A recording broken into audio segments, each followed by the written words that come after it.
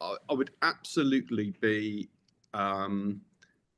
experimenting and getting to understand a number of the tools that I'm kind of talking about today. So, for example, if I just took ChatGPT, which we've mentioned a few times, that has got beyond just creating content. If you ask ChatGPT what it does, it can cover things such as audience analysis, content creation, keyword research. You can act as a chatbot on your website. You can do predictive analytics.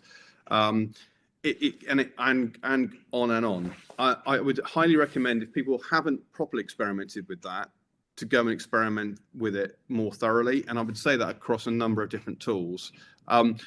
It's only going to continue to grow and develop further. And I think that even if you've got an initial understanding, I would invest a series of time just getting my head around the different tools out there. I mean, I'm touched on maybe a handful, but it is countless amount of AI tools. In fact, I downloaded another guide that an American AI company had written, and it listed another 20, which I've not even touched on today, from voice creation to video creation,